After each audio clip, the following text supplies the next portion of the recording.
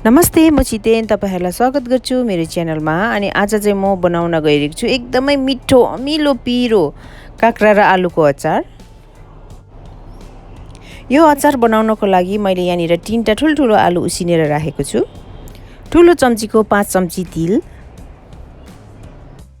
एउटा ठुलो काक्रा पनि, अलिकति धनिया, ठुलो प्याजको आधा भाग, 2टा खोर्सानी, एउटा डल्लै निम्बुको रस, नुन स्वाद अनुसार, झान्नको लागि 2 चम्ची तोरीको तेल र मेथी, ठुलो चम्चीको 1 चम्ची धुलो खोर्सानी, अलिकति हर्दी पनि। काक्रालाई मैले यसरी मसिनो गरेर काटेको छु र यो भित्रको यसको गुदी चाहिँ मैले निकालेर अलग्गै राखेको छु। र आलुलाई पनि मैले यसरी काटेको छु र एउटा ठुलो मिक्सिङ बोलमा अब यो काक्रा र आलुलाई म सँगै राख्दै छु। त्यसपछि प्याज र खोर्सानी पनि मैले काटेर रेडी बनाएको छु र यसरी काटेको छु। यसलाई पनि माथिबाट राख्ने। एउटा प्यान लिने र प्यानलाई मज्जाले हिट गरेर यो तिललाई मज्जाले भुटिदिने।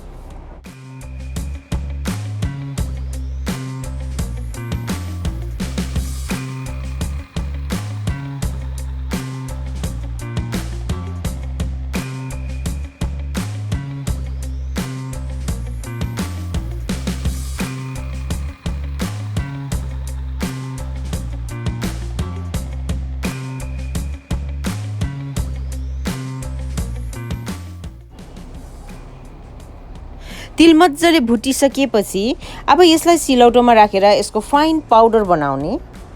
अब यो तिलको पाउडरलाई पनि माथिबाट एड गरिदिने।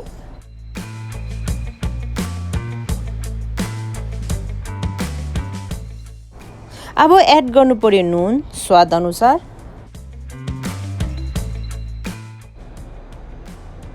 त्यसमाथिबाट यो धनिया पत्तालाई पनि राखिदिने।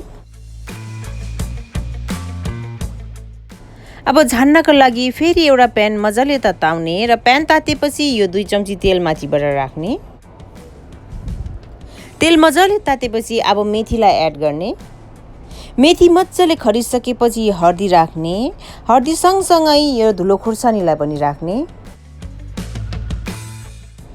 ल है त अब यो तेल रेडी छ अचारमा राख्नको लागि। अब तातो तेललाई बिस्तारै माथिबाट यसरी राखिदिने। एउटा डल्लै निम्बु निचोरेर मैले रस निकालिसकेको छु। अब यसलाई पनि माथिबाट राखिदिने। अब सबै सामग्रीहरू राखेर रेडी गरिसकेको छु। अब यसलाई मजाले मिक्स गर्ने।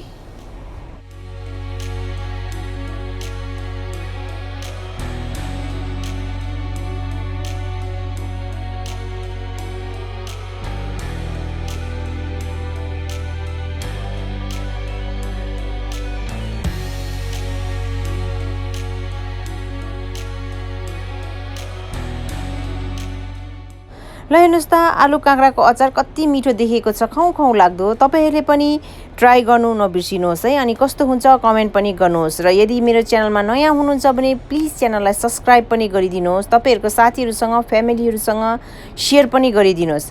Thank you, bye bye.